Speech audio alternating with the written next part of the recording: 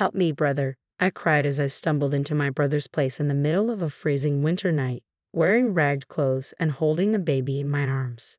My brother was speechless at the sight of me, so changed and frail, clad only in a tattered shirt and barefoot.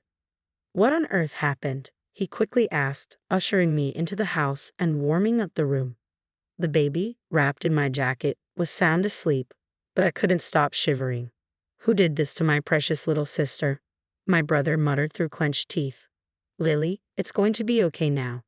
Upon hearing my brother's gentle voice, I felt a wave of relief wash over me as if all the strength had drained from my body. My name is Lily, a 27-year-old homemaker with a young son. I was once a nurse until Terry, the son of the hospital director, proposed to me. Terry was kind and efficient in his work, which initially attracted me to him.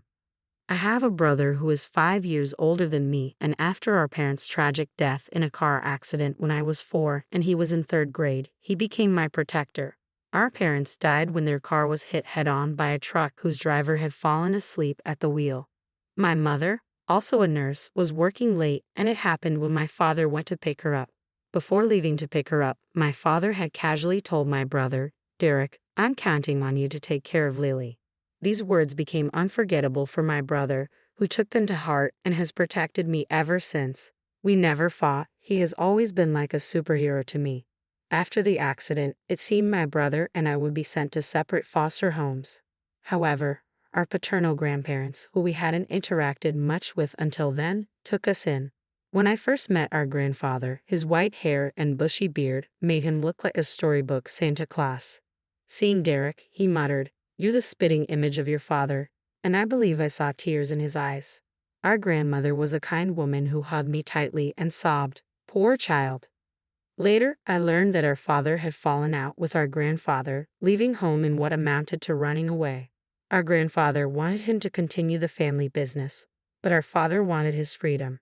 Neither would yield, and they ended up parting on bad terms. Derek and I moved to our grandparents' house nestled in the rural mountains. Our grandfather, a renowned potter, created works so famous that a single teacup could sell for thousands of dollars. Thanks to this, Derek and I grew up without financial difficulties.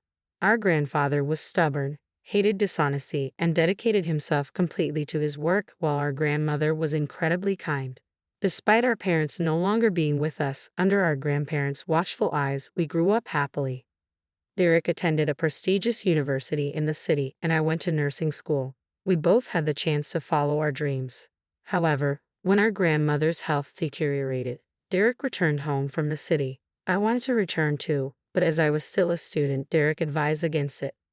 Derek had always been interested in our grandfather's work but was firmly told to follow his own path, leading him to university. I think our grandfather regretted forcing our deceased father to continue the family business and didn't want his grandchildren to go through the same thing. However, Derek insisted on being taught pottery by our grandfather. He had always been handy, making pottery a good fit for him. Besides, Derek excelled at everything: academics, sports, and he was popular among his friends. He was truly a superhero, taking care of our sick grandmother while mastering the art of pottery. While learning the trade from our grandfather, I graduated from nursing school and started working as a nurse. That's when Terry proposed, and we got married. We had a grand wedding, and what I remember most are the joyous smiles of Derek and our grandfather. Derek brought pictures of our parents to the wedding. "We all just want you to be happy, Lily, including Mom and Dad," he said, shedding tears openly. Our grandmother, too ill to attend, cried tears of joy when she saw the video of the ceremony. I felt truly blessed with a great family. I quit my job as a nurse, moved into my husband Terry's family home, and began to support him as a full-time homemaker. We had a child, and Terry was kind. Our life seemed smooth sailing, and I couldn't have imagined the hellish days that were to come. Not long after my grandmother passed away, Terry attended the funeral with me and comforted me. My grandfather's disappointment was so severe that I couldn't even speak to him. Derek, while supporting our grandfather, immersed himself more and more into his pottery. 6 months passed.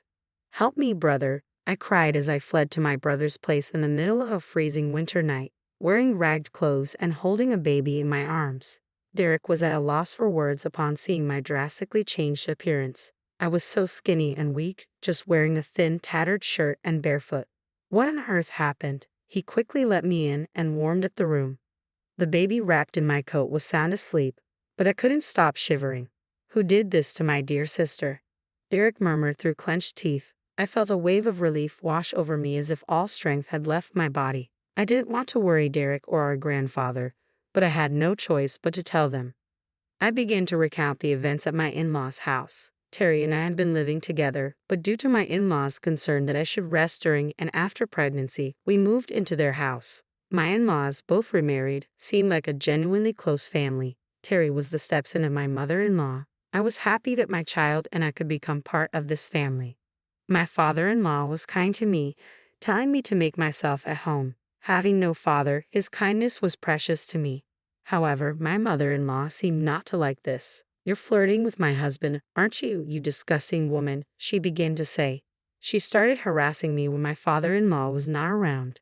"You're an uneducated child with no parents," she said, not just verbally abusing me but also causing physical harm. She spilled boiling water towards me, planted pins in my meals, and even tried to push me down the stairs. It was life-threatening. My mother-in-law's family had a long-standing reputation in the retail business, managing a major department store chain run by her brother. "Your background is miles apart from mine. You can't blend with someone who grew up in poverty," she said, looking down on me. Then, a situation arose that added to my troubles. With a shortage of staff at the hospital, a former nurse was often called in to help, working alongside my husband Terry. During this time, I noticed something unsettling. Terry, being the son of the hospital director, was often seen reprimanding the nurses unreasonably. "Move quicker. You're a nurse getting paid, aren't you? Don't slack off just because my father is lenient. Once I take over this hospital, I won't be so forgiving. How many times do I have to tell you? Order the supplies in advance. They're not cheap, you know. Don't take running a hospital lightly." Such unreasonable remarks were directed at nurses who were working hard for the patients. "Terry, don't you think that's too harsh? Everyone here is trying their best," I interjected. He didn't take kindly to this. Furious that I had stood up to him, he flew off the handle in front of the other nurses. Since then, Terry became distant towards me. It might have also been influenced by my mother-in-law, who had been telling Terry from the start, "You're too soft on your wife. She's taking you for granted." While my father-in-law was still well, Terry couldn't be openly hostile or abusive in front of him. But then my father-in-law fell seriously ill and became bedridden. When it rains, it pours. My mother-in-law seized the opportunity and made me take care of all the chores, treating me like a housekeeper. I was extremely busy carrying my son on my back, cooking, doing laundry, and cleaning. Even in front of my father-in-law, my mother-in-law began to mistreat me, but my weakened father-in-law was unable to stop her. "Please don't speak to Lily that way," he would say. "Here you go again defending that woman, and you can't even do anything with your frail body." "Oh, how I wish you were gone," she would retort, spewing venom at my sick father-in-law. I endured it for the sake of my son and father-in-law. The harassment escalated. "Housekeepers don't eat with the family. Eat the leftovers later," she told me. I was so upset that I lost my appetite. When I looked in the mirror, I was shocked to see my gaunt and ragged reflection. My husband said, "I only married you because you were a bit attractive, but I never thought you'd become such a shabby woman. I'm too embarrassed to be seen with you." He told me to move from our bedroom to the storeroom. How cruel can people be? My husband and mother-in-law began to verbally abuse even my son. "Of course he's not smart. Look at who his mother is," my mother-in-law would say. "His constant crying is annoying. Make him stop right now," my husband would demand. It felt as if something inside me had snapped. I had made up my mind to run away. My only concern was my father-in-law. If I didn't take care of him, he would be in trouble. However, my father-in-law said, "Don't worry about me, Lily. You should escape to your brother's place." He pulled out several $100 bills from under his pillow and pressed them into my hand. I decided to flee on the spot in the clothes I was wearing. I wrapped my son in my coat to keep him warm, rushed outside, hailed a taxi with the money my father-in-law had given me, and headed to my grandfather's house. I poured out the whole story to my grandfather and my brother Derek all at once. Derek, making a furious face I had never seen before, was shaking his clenched fist. Derek reassured me, saying, "You've had it tough, haven't you? It's okay now, relax." I burst into tears. My grandfather also muttered, "I can't forgive this." A few days later, I left my son with my grandfather and decided to return to my in-laws' house with Derek to collect my belongings. I had left in a hurry without a word, so I thought it would cause trouble if there was any fuss. When we returned to my in-laws' house, my husband muttered with a cold gaze, "You finally returned, huh?" Derek calmly replied, "My sister seems very distressed, so we'll be taking care of her for a while. We came today to collect some of her personal belongings." My husband retorted, "I married her, so if she doesn't come back, there will be no one to do the chores. That's a big problem for me." My mother-in-law, looking down on Derek, said, "I heard you do pottery. It must be a poor life, isn't it? Even if you take care of my daughter-in-law, it's going to be tough for you, right? Please send her back. It's a problem for us too." Derek clenched his fists tightly. I could see that he was desperately trying to suppress his anger. When we asked to take back our belongings, we were directed to a storage room in the corner of the hallway that served as my room. In the corner of the cramped room were cardboard boxes and old appliances carelessly placed. There were a few changes of clothes for me and my son, no heating appliances, just a thin blanket and a thin mattress. Derek was at a loss for words, seeing the harsh conditions I was living under. When he glared at my mother-in-law, saying, "Is this where you shoved my dear sister and her child?" she retorted, "She should be grateful just to have a room. She's just a housekeeper." I wanted to get out of that house as soon as possible, but I was worried about my father-in-law and wanted to see him. When I did, he quietly handed me something and apologized to Derek for not being able to protect me. For several days after that, we made preparations. Along with my grandfather and Derek, I headed to my in-laws' house. I was determined to fight for my son. I couldn't keep running away forever. When we arrived, I handed my husband the divorce papers. He was taken aback for a moment, but then declared he wouldn't pay alimony or child support since I was choosing to leave. I played a recording of his mother belittling me and him shouting at me. "This is evidence of the abuse I suffered," I informed them. My husband and mother-in-law looked shocked, asking, "When did you even record this?" It turns out my father-in-law had secretly recorded everything to help me. He had discreetly passed the recording to me when I went to collect my things a few days before. Derek, who had graduated from law school and passed the bar exam while assisting our grandfather with his pottery work, said I could get a divorce since my husband was at fault. Derek had been actively practicing law to help those in need in our local community, and now he promised to fight for me wholeheartedly. My wheelchair-bound father-in-law showed up and handed the divorce papers to my mother-in-law. He had also recorded all the verbal abuse he had endured and was now ready to divorce as well. He preferred living in a care facility over living with my mother-in-law. Upon hearing this, my mother-in-law burst into laughter.